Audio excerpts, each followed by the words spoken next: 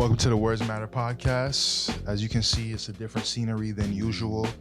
I am at my alma mater, UMass Amherst, the UMass Amherst, with Dr.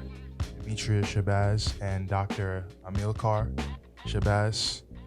Dr. Demetria Shabazz is my former professor, and then Dr. Amilcar Shabazz, they also work together in the same school, in the same department. They're both professors, doctors, at UMass Amherst, and I'm very excited. You know, Words Matter. We're on the road, and who are you guys? Who are we? That's a huge question. How long do you have? The short version.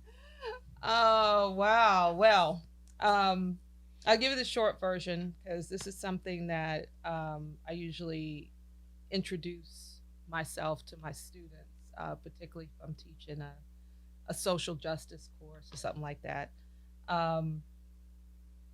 First off, I am, African American woman, first generation college student.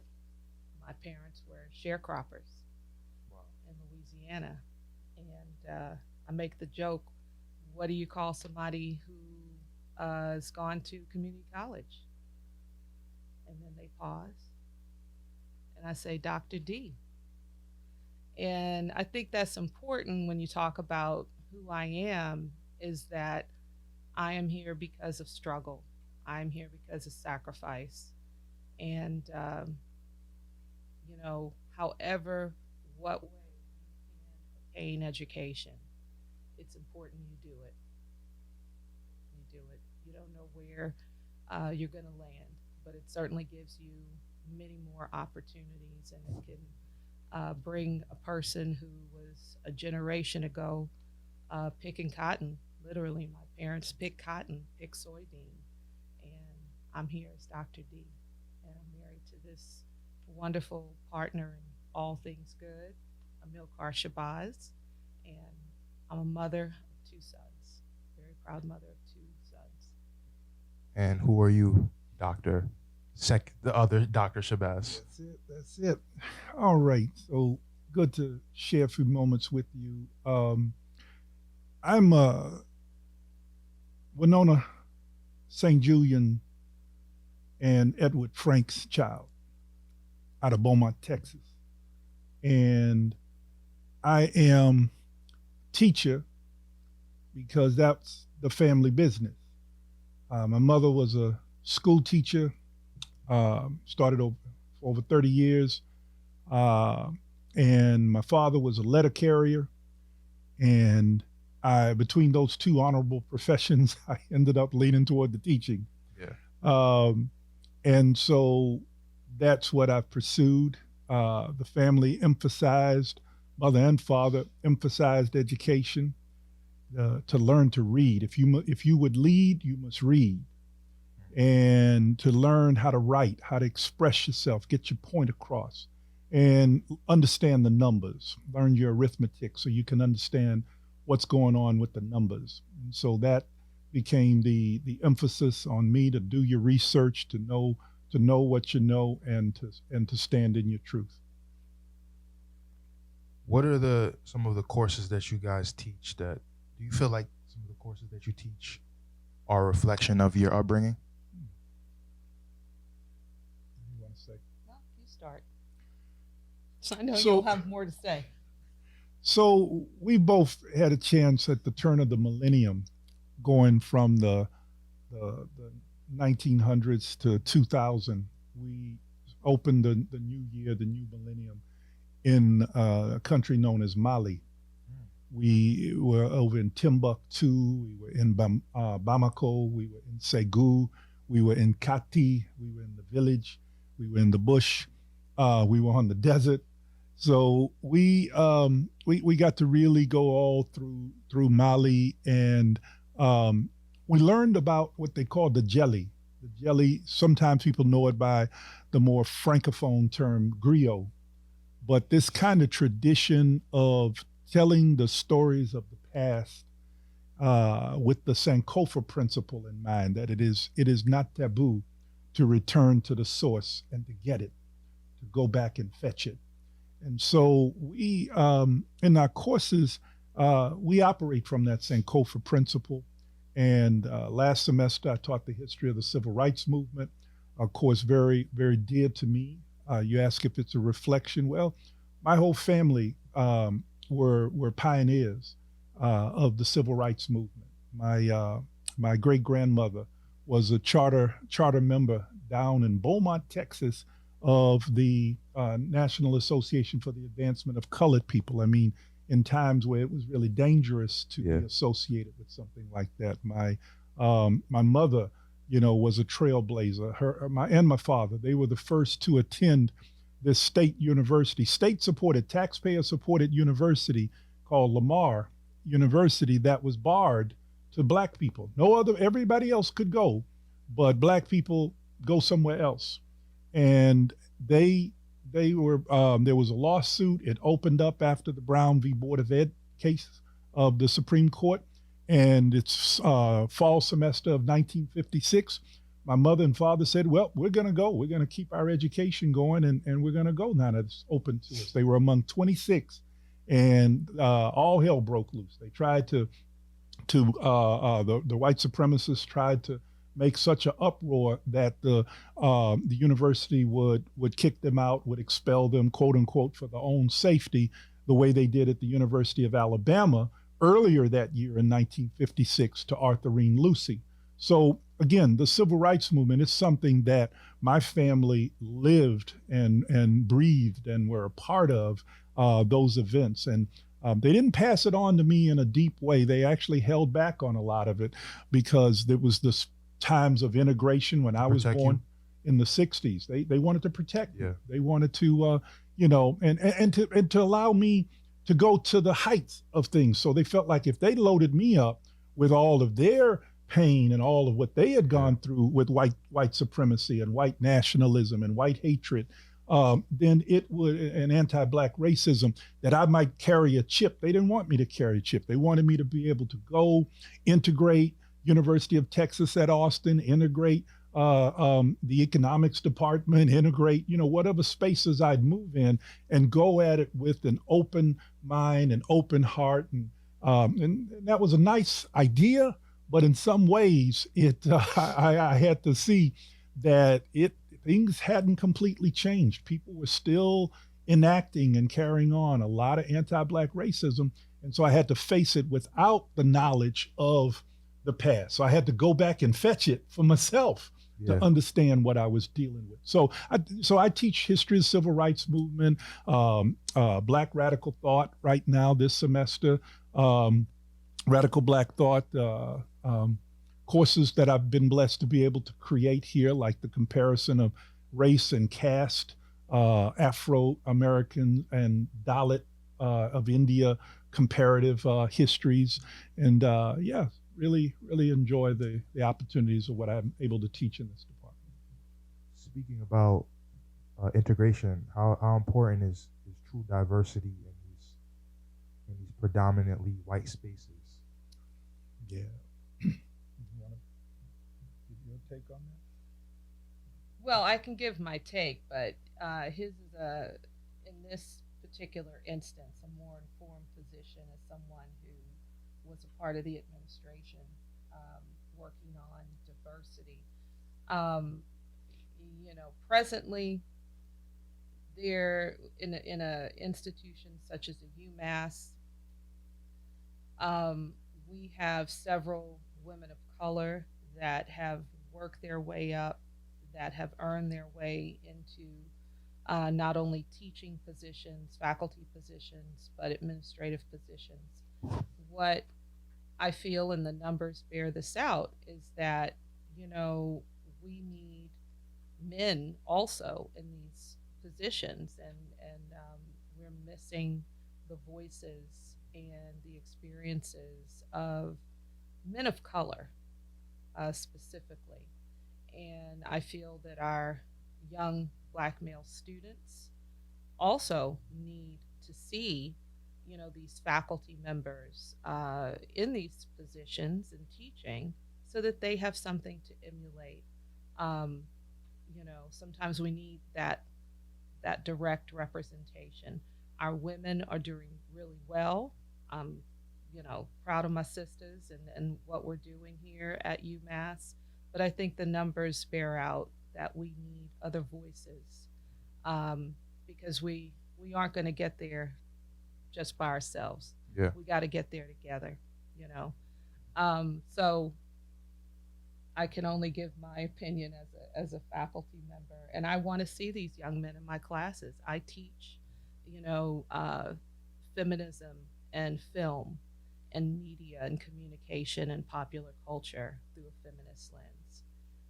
I want to have these brothers, black and brown brothers in those classes so they could be feminist men, So we need those voices, and I think we're missing that on some levels. And it's not just UMass; it's nationwide in terms of universities, and the numbers bear that out.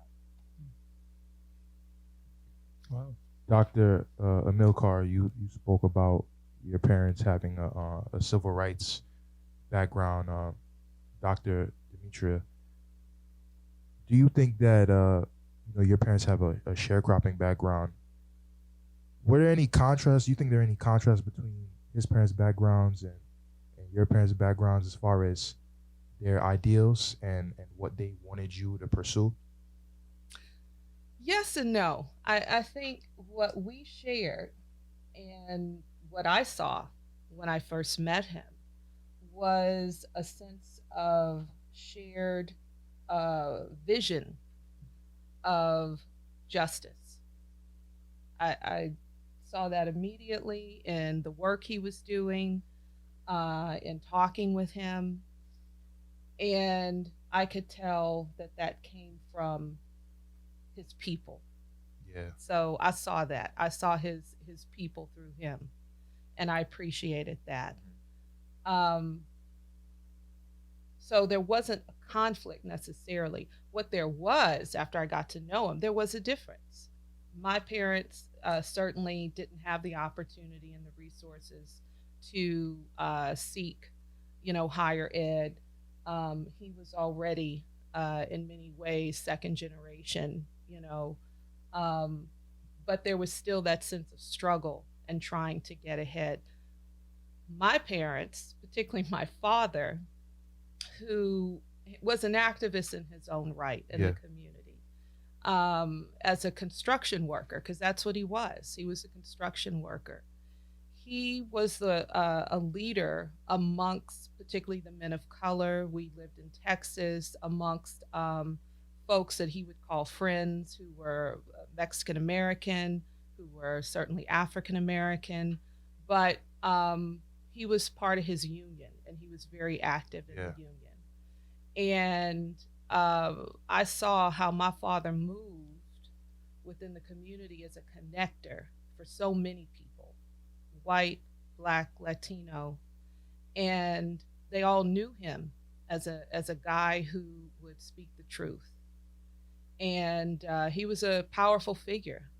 One of his nicknames was Rock, and even though he was reddish brown amongst Creole people in Louisiana, he was called Black. That was his nickname. Because he was probably darker than everybody else. He was darker than everybody else. But so my father cut this really, stunning figure as this big guy, muscular, but he also he would seek the truth, oftentimes in the union, but also in the community. And so not involved politically like that, didn't have the opportunity, but knew politicians. And he also knew the trash collectors. He was the one that was the middle. Yeah. And if people needed to find out who someone was, oftentimes they would seek, from politician to whomever, they would seek my father out. And my mother, she's blessed to have her with me still. My dad has passed, but my mother was always someone who was known to be very intelligent. And even with a high school education, she worked in research in marine biology Wow. learned photography, and worked with researchers and was on their publications, photographing, because this was a time in which none of this was digital. You actually had to photograph, In a red these room and stuff. experiments. Yeah. Exactly.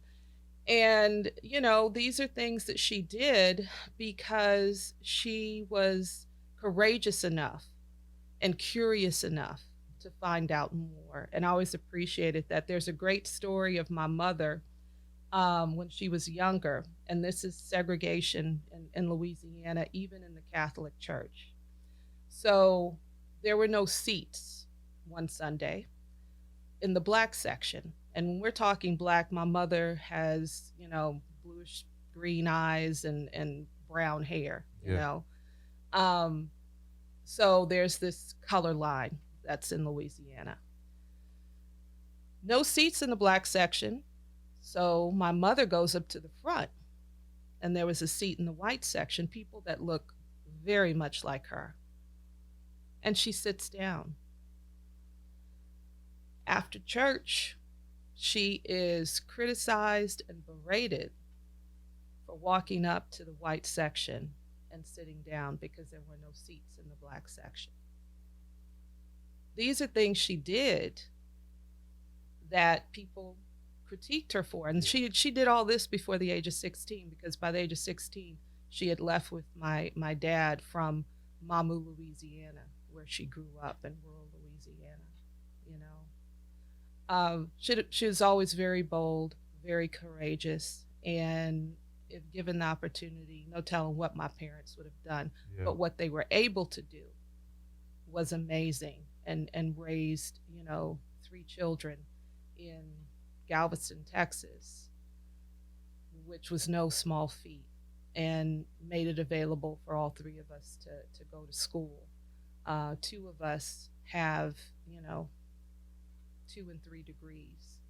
So very, very blessed to have them with the resources, the limited resources that they did have. So when I met him, no, it was a difference in terms of education and opportunity, but we shared so many of the same views about what justice looked like. Yeah. And what it could be. And that's kind of how we came together.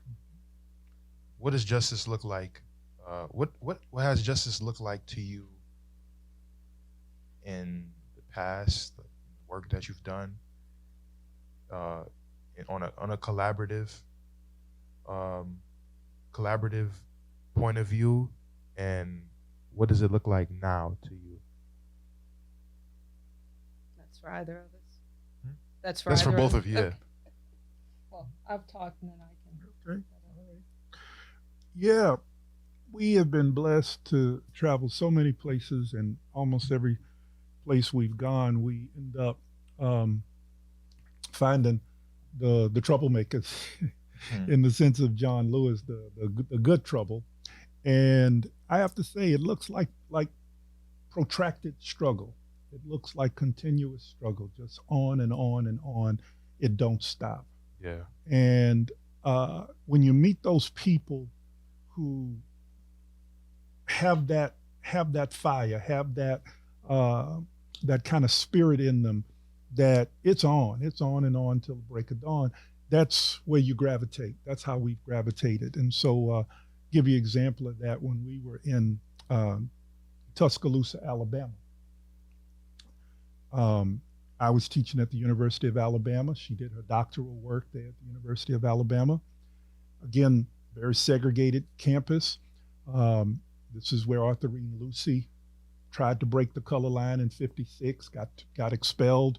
Then it came back again around in '63 that Vivian Malone and James Hood did finally break the color line over the defiance of George Wallace standing in the schoolhouse door. Segregation today, yesterday, segregation today, segregation forever. Mm-hmm. And then they went on in and broke it. And so we're on that campus. So we're immersed in all this history. But as we move around, we start to meet people like Miss Teresa Burroughs. And we start to see what justice was looking like in 1990, whatever, 97, 98, as we get to meet her. And she's down in Hale County, Alabama. This is one of the most impoverished, all the negative disparities, infant mortality, anything of poor people in the United States. Yeah. That was that county, historically, very poor county. It's what they call a black belt county because of the land, the very rich black soil made it so perfect for cotton cultivation that then the big plantations were there with like hundreds of enslaved black people working those plantations. And then even after the Civil War, they keep them on in the sharecropping role and all of that type of thing. And so here we are in the 90s. And here's this sister still struggling. She had been in the civil rights movement. She marched with King. She went to jail. She did it all. And yet she is still struggling when we meet her in 1998, 1999, 97. She is trying to open a little house museum to show the people what the civil rights movement looked like in the rural Little area. house museum. A little house. It was a mother owned the house, and she carried on in the family business of her mother. Her mother did hair, was a cosmetologist. And then she picked up the same trade, and then she passed it on to her daughter, Tony Love. Tony is in big time in the cosmetology field. And the thing about it that's interesting to mention the occupation is it gave her a certain independence because her livelihood wasn't based on white people. Her livelihood was those sisters want to get ready for church, get their hair right, get their look right for church on Sunday. And so they fill the shop on Friday afternoon, on Saturday, on whatever. And that's where her income, her mother's income came. And then her income. So when the movement rises up, she's right there going in the cotton fields with the voter registration and telling people you got the right to vote. Let's get you registered and so on and so forth. She's able to move through the churches to bring Dr. King and all the folks through to rev up people. She's deep in it, and she still was deep in it, wanting to share through this museum. So she called me and said, "Brother, I want you to come and see what we're doing down here." Dr. Shabazz, they were very formal and took me a little minute, but I finally got down there and we clicked instantly. And that was my Alabama mother, as we would say. And she brought me into her whole vision. And I just say all that to say that, you know, I could see in people like her that it don't stop, you know, just the elections of this or that, or the, you know, the Obamas or this, that, none of that matters. None of that matters. What matters is until the least of these are brought up. So if we still got disparities, if we still got problems, we're still struggling. Yeah. And that's how I could see her spirit, and she's passed on now, but her work continues. It's called the Safe House Historic Museum in Hale County, Alabama, in Greensboro, Alabama, the other Greensboro, we would say.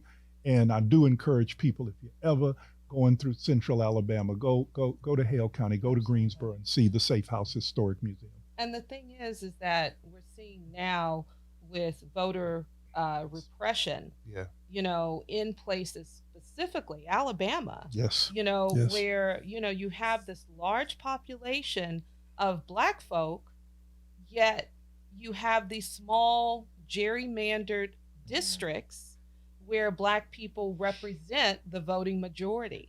You know, this is on purpose. And so when you talk about how it looks in the time of, you know, Ms. Burroughs, when she first becomes politicized, and then when we meet her, and then what's going on now, you have to wonder, what is, you know, are we going backwards? It don't stop. You know, it don't stop. The struggle continues. Ms. Burroughs, amazing figure, amazing woman, always stylish. You see her in photos that were taken by the Highway Patrol in Alabama, White Highway Patrol. They were the ones documenting, not because of history, but documenting who were in these protests so that they could later surveil and prosecute them. Well, they weren't literate. So when they bring all these Black activists to jail, Ms. Burroughs, who is literate, she has to actually write their names because the white sheriff that's arrested them, he can't write. The high sheriff. So this is the irony in these places where there's still so much inequality. As you're holding me back as a Black person, you're holding yourself back. Yeah. You know, the struggle continues. Mhm. Does it get exhausting, you know, just fighting this never ending struggle? Especially, you know, I think that so much of just fighting for black people's freedom across the world is a lot of unlearning. And how do you who do you want to unlearn the things that hold them back? Is it more so black people unlearning the legacy of white supremacy, or is it white people? Do you want white people to unlearn the legacy of white supremacy? You know, I pick up a term from the young people and about black joy. I just say infuse the work with the spirit of joy. You know, I don't go we don't go day to day and keep this fight, you know, keep up the fight going with a scowl on our face, Yeah. angry and mad. And I mean, we can feel those feelings, but I'm saying what we try to practice and try to internalize more is just that spirit of joy, have that humor. And again, we learn it from people like Miss Burroughs. I learned it in Austin, Texas, from people like Dorothy Turner and Velma Roberts. I'm throwing these names out for a reason, to say their name.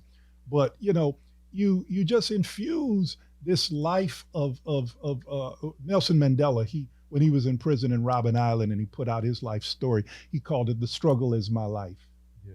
The struggle is my life. This man locked up in a dank, terrible place called Robben Island, but he kept the struggle going until he even saw the day that he could walk out of that prison, reunite with Winnie Mandela, and walk ultimately into being the first African to be elected in his country Yeah. as the president of South Africa. So, you know, and yet the struggle continues today. You know, because all of the land redistribution and the economic changes have not gone as deep as they have to go to be for things to be right in Southern Africa. So like that, I just say infuse it with a sense of joy, infuse it with a sense of the culture. It's for the culture we do Yeah. this. And then you can sustain yourself in it. And so that it's not just, you know, an exercise, a life of exhaustion, but it can be a life of pleasure. It can be a life of joy. It can be a life filled with laughter, you know, and love.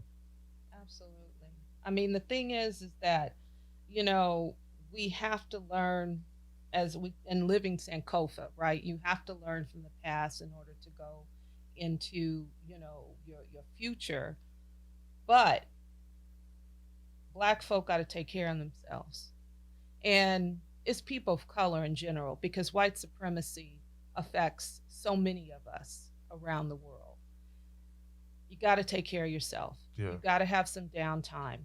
And when you talk about, you know, black joy, I love that the young people have brought that into the forefront. Where's the joy in this?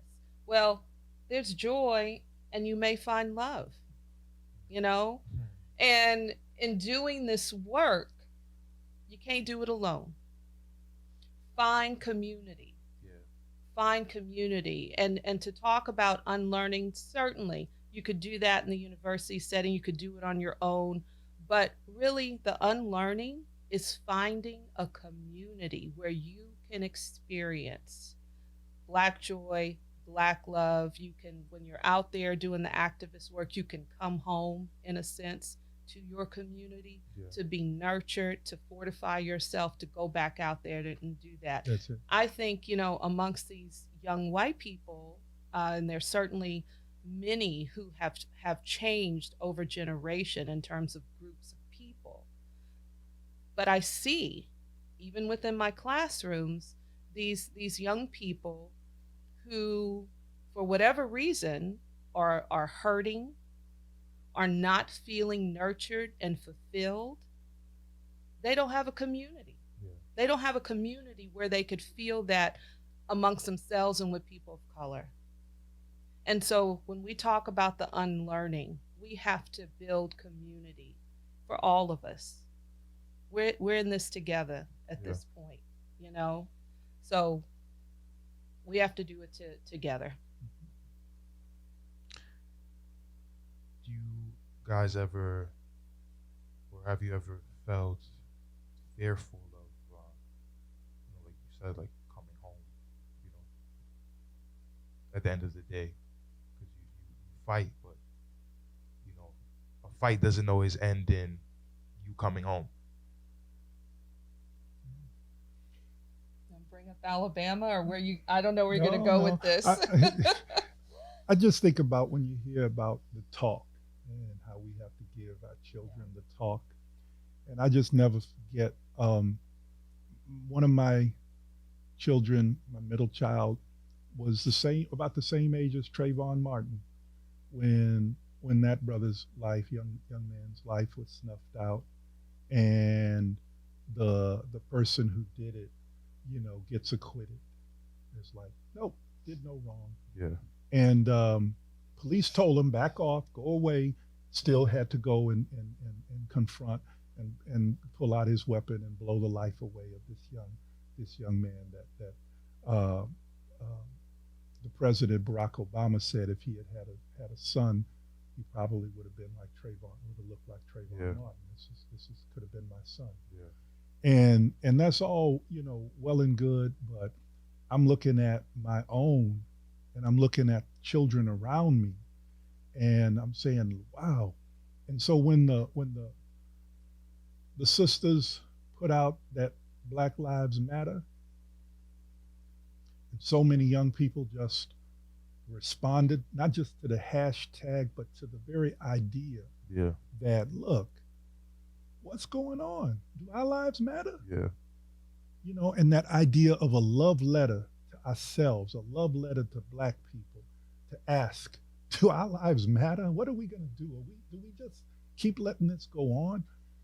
So there's fear that until we have a culture shift, until we shift the paradigm on things in the world, and that takes some economic changes. That's why we into the reparations. Yeah. And into our reparative justice. Yes, let's get the check. Let's cut the check. Yeah.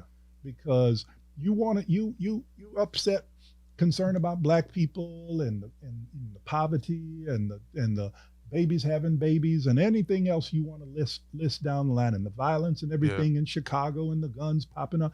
If you really care about that, cut the check. Because that's where a lot of that mess is going to go away. If people got some opportunities, some resources that they should have had, that wealth they would have built up if we had gotten what we deserved and needed in 1865.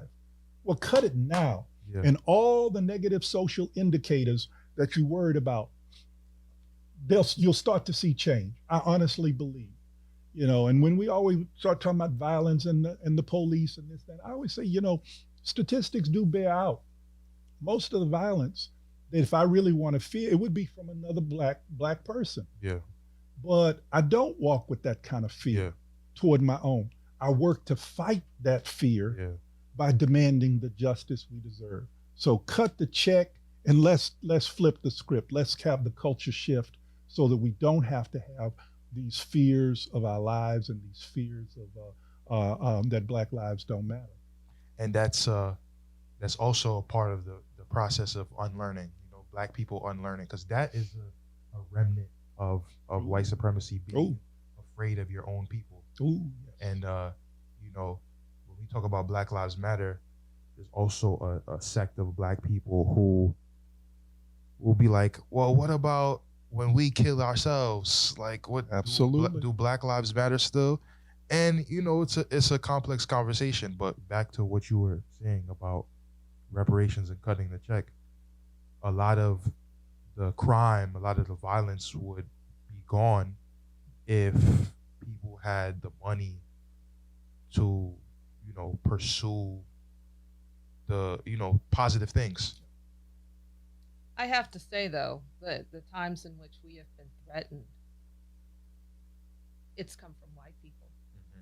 I mean, personally, you know, when we were in Alabama, uh, phone calls to our house threatening our life. Wow. And that had to do with our activism, both, on the campus of University of Alabama and within the town. And activism about, school desegregation and uplifting, you know, Black folk. Uh, I mean, it's just things that would benefit, again, everyone.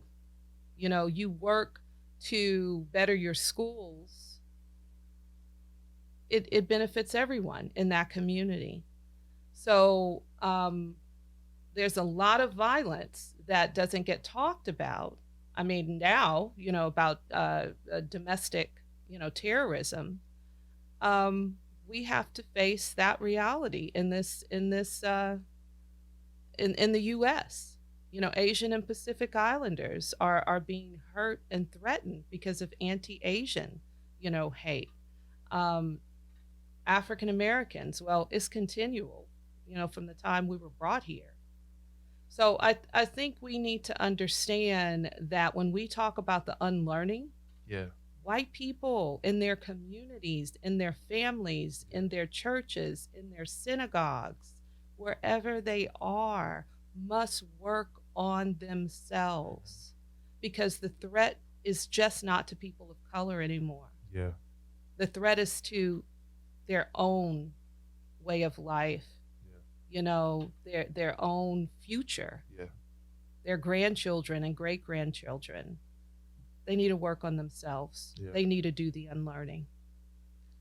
Going back to the topic of reparations, I saw that Dr. Amilcar, you were one of the judges of a Founders Day National, or is that coming up? No, it happened. It happened. The Yes, debate? you were one of the judges of a Founders Day National debate on the topic of reparations. Yeah.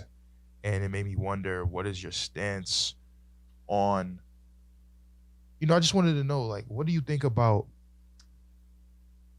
Black immigrants and reparations? Because so much of our population isn't just Black people whose family have been here since slavery, but Black people from Africa who migrated to this country, whose family may not have been slaves, but Black people who come from the Caribbean and South America, who are the descendant of slaves in those places. How will reparations be dispersed if those people aren't in their native countries?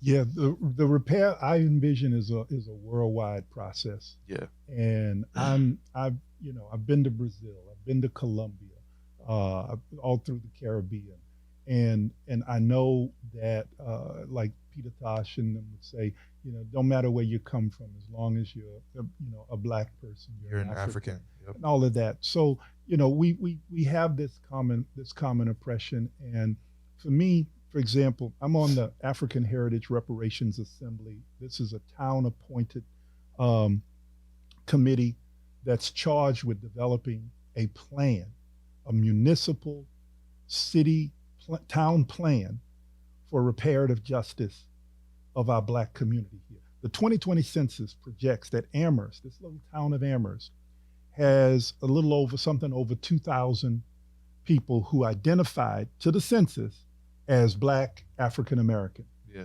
Okay. That is not all, that 2,000, that's not made up of Blacks who were born in the U.S. and whose families were born in the U.S. generations back to the 1800s, early 1800s. That includes a lot of Cape Verdeans, that includes a lot of Haitians, Jamaican, and that's great. So for me, I have said, I mean, we push for the idea of repair for the African heritage community. Yeah. Because on the local level, the work we do, to the harms we address, are harms that are evenly distributed within that 2,000 people, regardless of your ancestry in this country. And we ought to address that across the board, because at the local level, reparative justice is not, we don't have the resources to close the wealth gap for that 2,000 here in Amherst.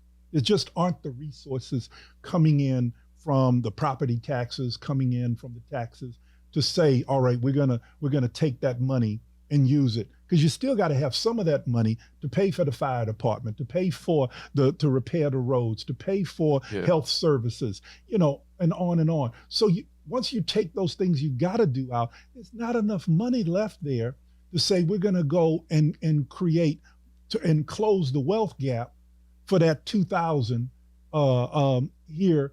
So that has to happen at the federal level. So true reparations happens at the federal level where there are the resources to write the check that can close the wealth gap. But on the local level, we still can do the things necessary to begin to repair the harms and to create the framework where when that federal check gets cut, we're already united and growing and developing as a people. We can pool those resources from the check to make a more meaningful impact. Not just in closing the wealth gap, but then in building the kind of commonwealth that really will make a difference, that will cause that culture shift that we've talked about. So so as we look at it, I definitely see that this is a framework for the Cape Verdean community, for the Jamaicans, the Haitians, the Nigerians, for all of us, the Trinidad, all of us to come together and to begin to find and to look at ourselves and to say, how do we address these harms?